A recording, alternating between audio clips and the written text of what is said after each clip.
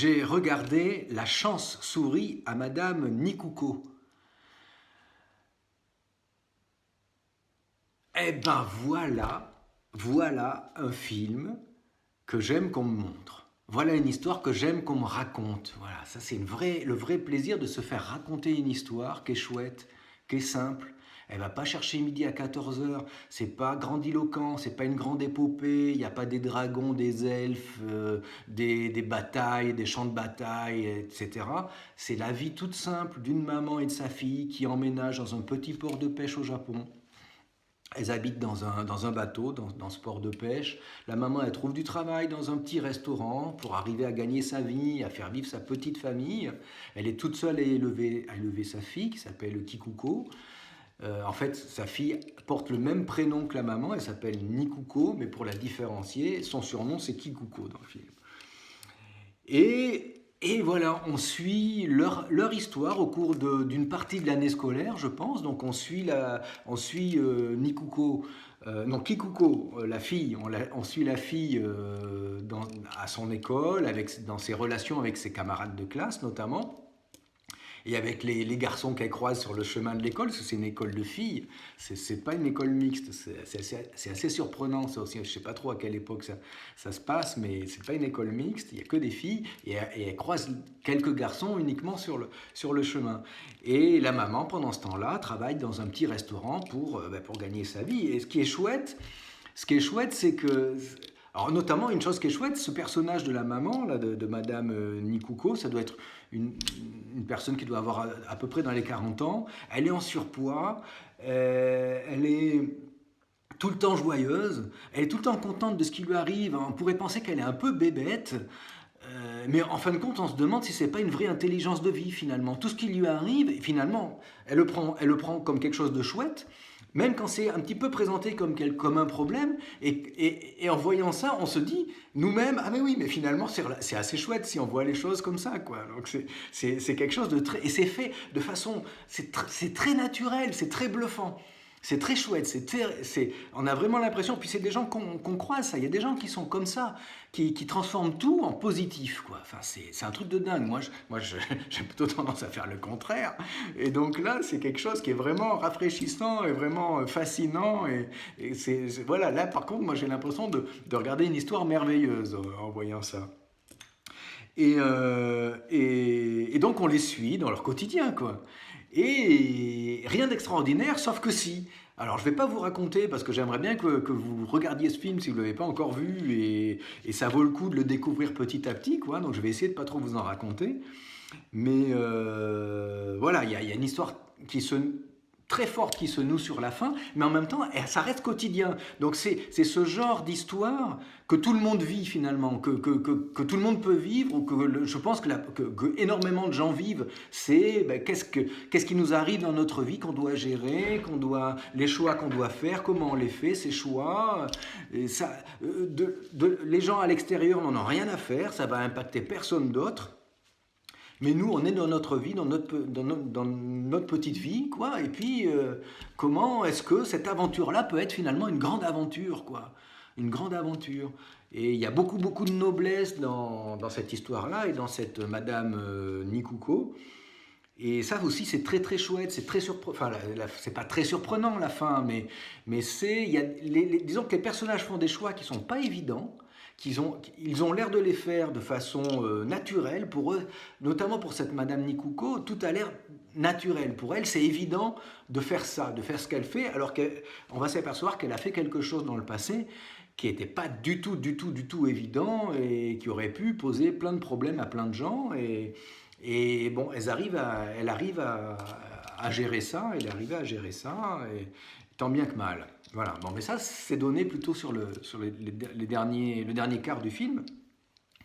Et par contre, il y a une petite histoire à l'intérieur. Moi, c'est là où... Alors oui, je vous ai pas dit, c'est un film d'animation japonais qui est sorti en 2021 au Japon et en 2022 en France. C'est un film de Ayumu Watanabe.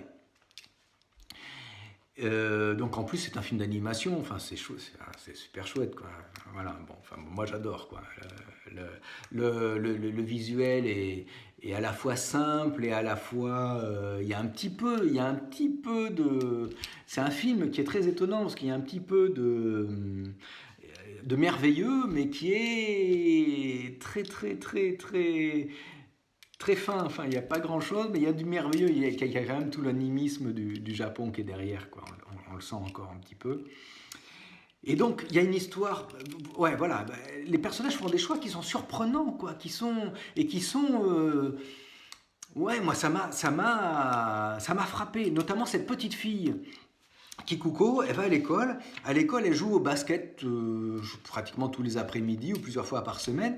Et il se trouve que ce sont les élèves qui choisissent, qui forment les équipes elles-mêmes. Sauf que, au fur et à mesure, il y a une des filles de l'école qui, ayant plus d'ascendant, ayant de l'ascendant sur les autres, s'est mise, elle, à choisir d'abord son équipe et ensuite les autres former la deuxième équipe. Et ça a commencé à poser problème à une des camarades, à la meilleure amie de la petite Kikuko, donc Maria, je crois qu'elle s'appelle. Et cette Maria a décidé de faire un petit putsch, quoi.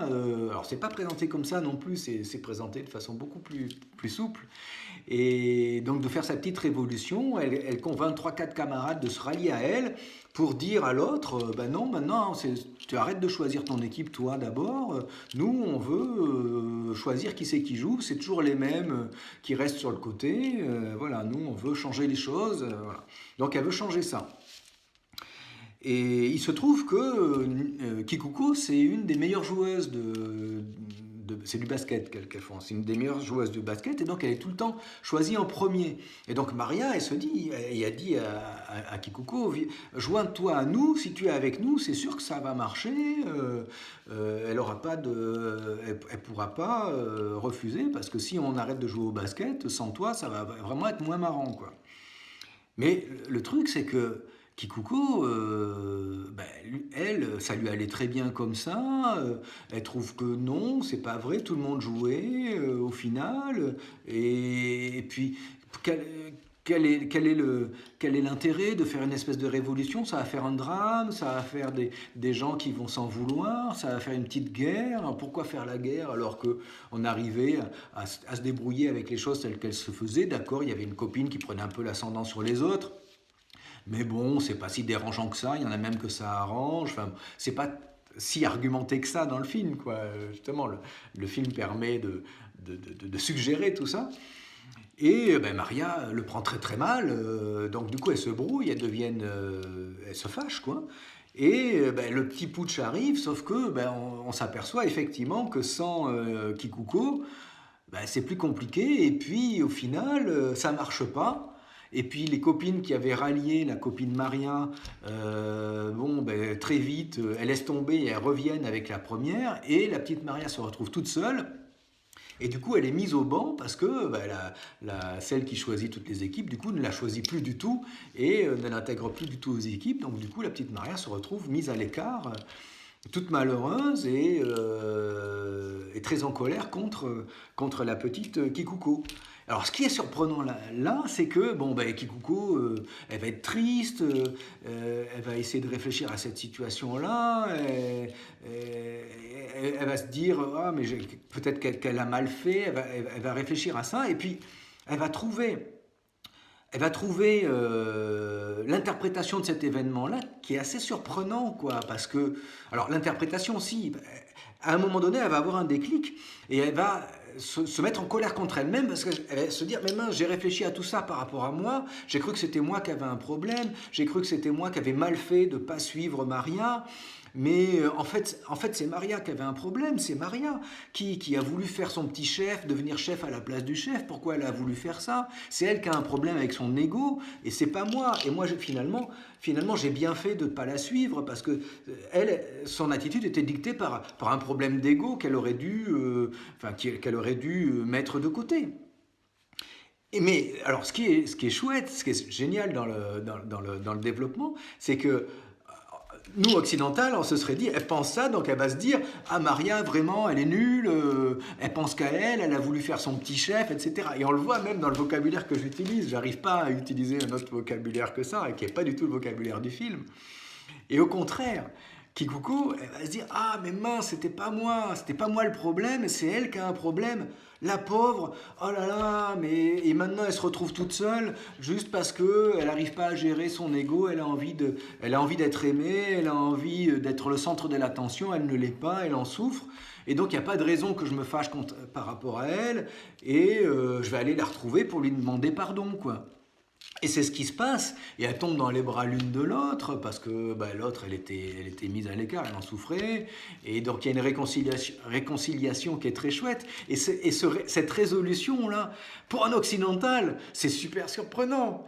Et c'est génial, et c'est super, parce que justement, comment on fait pour passer par-dessus de ces réflexes-là où on va se dire « Ah non, lui, il veut faire le petit chef, c'est un connard, il a qu'à rester tout seul dans son coin, de toute façon, c'est un nul, nous, on va faire continuer nos trucs de notre côté, et on est bien, on est bien content, ça nous arrange bien de pouvoir cloisonner nos petites vies de cette façon-là. » Et là, en très peu de temps, il y a une belle leçon qui nous est donnée par ces enfants voilà, sur cette histoire-là.